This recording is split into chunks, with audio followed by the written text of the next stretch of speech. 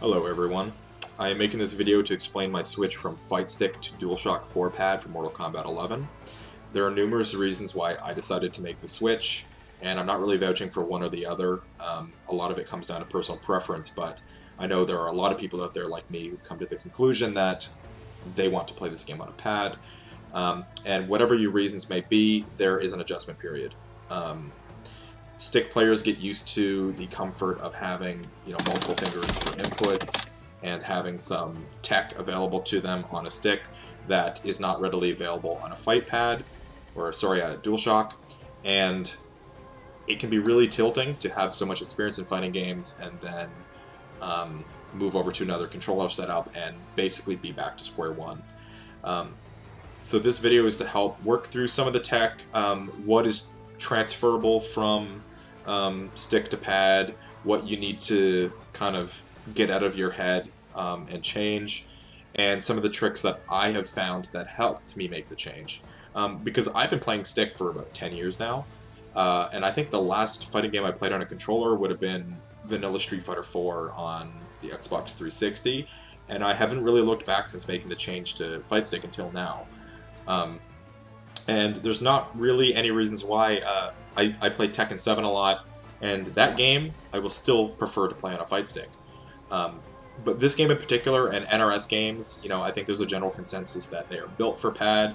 There are a few features missing, like if you're in the Towers of Time, you don't have access to that stick for consumables. And that won't affect you at high-level play or in tournaments or whatever, but, if you're just trying to get the most out of this game, lacking things like that can be a deal breaker for some people. So we're going to go through how I made the switch, what I recommend, and we can start a discussion about what that adjustment is like for people, and hopefully talk about why you prefer one or the other, really, and like what makes you prefer one setup over the other. Okay, so the first thing I want to go over is some of the tech I use in string-based games on a fight stick, and how that translates to the pad. Some of this stuff might be really basic to you if you're a long-time fighting game player on stick. If you don't play string-based games, however, maybe some of it's still new to you. So in string-based games, a lot of the characters, like in Tekken, for example, you get used to memorizing dozens of these strings that are sometimes like 4 inputs long. And so you start to treat them like they are moves themselves. So instead of thinking about things like, yeah, of course, there's your normals and stuff like that. But instead of thinking of like a 1 or a 2, you think of like a 2-1 or a 2-1-2. And to do things like that really comfortably, oftentimes we'll piano them, or whatever term you use for it. So I classify that as like these kind of inputs. So just two moves like that. Now the reason that's useful is because if I want to do a 2-1, it's one action to me. I can think of it like I can be in the neutral and I can be spacing around, I can be doing my stuff, and then I can just 2-1. Sorry, I canceled that, but I can just do my 2-1. And then I can be doing the same thing, and I'm like, oh, I want to poke with a 4-3-4. Oops. So you're just going in, 4-3-4. I haven't been playing on stick, as you can see, so. Right, so you can do your strings. Your low starter, forward 4, sorry. So you can do that stuff, and you're going to memorize these, and it's a good way to think about your strings. Think about them as a move themselves, right? They all have properties. They can be broken up. Some of them can be canceled on their second hit and stuff like that. And as you get more advanced in this game, obviously you'll start thinking about, your quick ways to buffer these strings. And again, you might have personal preference where you don't play the game like that, but I think for most people, they're going to think about their moves in these sequences, especially once you start to get into the longer combos and muscle memory and stuff like that. Okay, and so now I'm going to do a direct comparison between some of these actions. So on the stick, and I'll just set this up so you can see this here. On the stick, my 2-1 or my 2-1-2, I piano them, like I said. On a stick, however, when you're just getting used to your thumb, like I said, stick players are used to having, your fingers available for multiple things. So you can move them in these different setups for different strings, and a lot of this becomes muscle memory. So you're doing your 2-1-2 and stuff like that. And you still have fingers available over here for your supers and all that sort of stuff. You get used to that. And then when you move over here, you're just using your thumb. And a lot of your other actions are for different things. You know, your shielding, your stance changing, your meter burn, all that sort of stuff.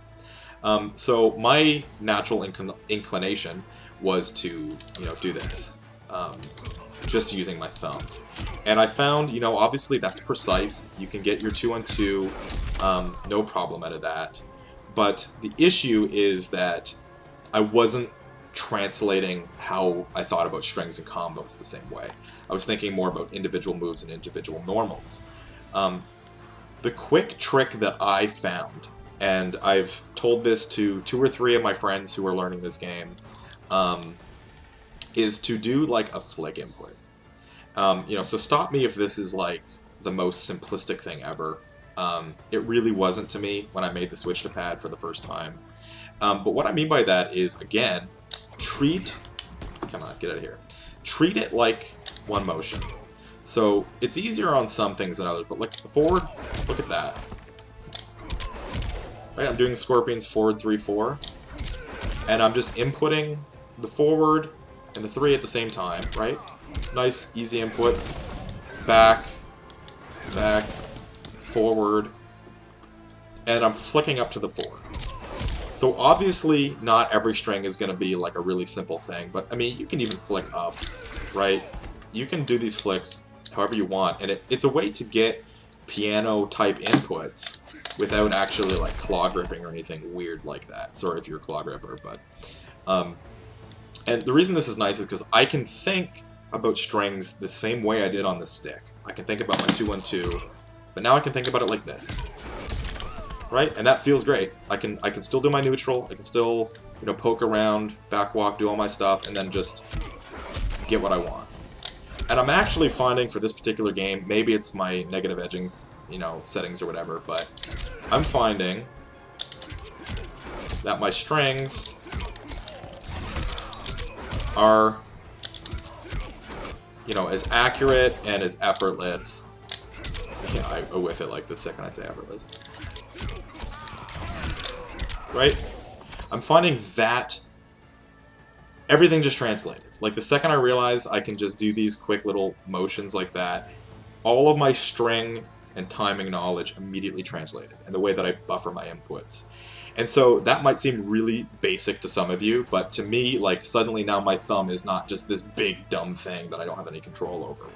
Okay, so now I want to talk a little bit about movement options in Mortal Kombat 11 and how they differ in the different controller setups. I think this is an area where, both in Tekken and in this game, I think pad has a little bit of an advantage over the types of complex movement you can do, and how technically demanding, I guess you'd say it is. And whether you know it or not, Mortal Kombat 11 has some pretty interesting movement options available. And coming from Tekken, I was really glad to see this kind of stuff in the game. And I think it actually kind of sold me on the game, to be honest. If you're a Tekken player or you are a godforsaken Smash Brothers player, you're familiar with this kind of weird, janky, you know, blocking, canceling kind of movement. And this is great because it opens up the game's neutral for a lot of erratic. I mean, it looks cocky, it looks cool, but it gives you erratic movement, right? Suddenly things aren't just forward walk, back walk, forward dash. Suddenly you get these like nice little like fake outs and tricks, and you can approach somebody and still block projectiles. And I think it just makes the game have more potential for like how good players can be and how mind games can evolve in a matchup and stuff like that. And so while I'm here, I'll just explain how it works if you haven't seen it before. So from I don't know, I guess you'd say this is like mid-screen, let's say. It takes, I think it's roughly 3 dashes for me to approach. And, you know, it doesn't take a great amount of time, but I'm not blocking during that approach. That's just me. You know, it's very obvious to this opponent here that I'm just coming in hot, right? But we can do that same thing by, you can cancel any frame of a dash into block. And this is a great design choice. I really hope this is intentional, and I hope it wasn't an accident, because it's awesome. I can do the same approach, and you'll have varying degrees of success on how much you cancel, but it lets you open up this erratic kind of approach game.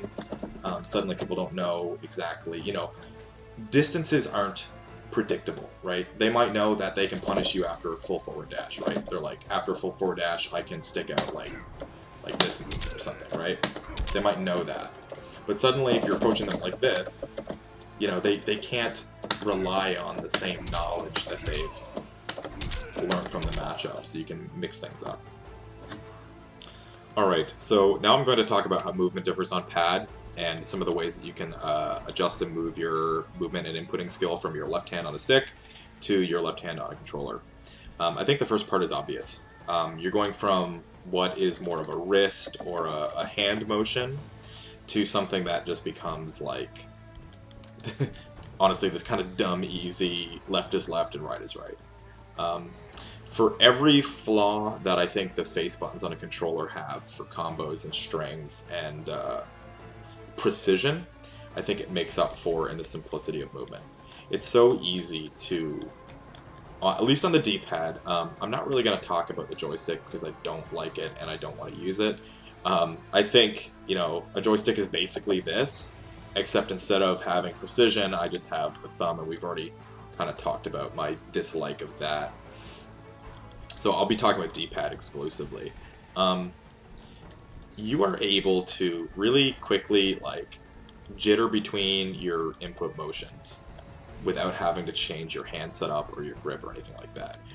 And your etiquette may be a lot better than mine on a stick. Maybe you have a better grip or you've practiced more, but in a decade of playing on a stick, I have never solved the problem of movements being kind of inconsistent, dashes, player 2 side screwing up my inputs because suddenly now I'm pulling my wrist this way, pulling my hand this way, and stuff like that.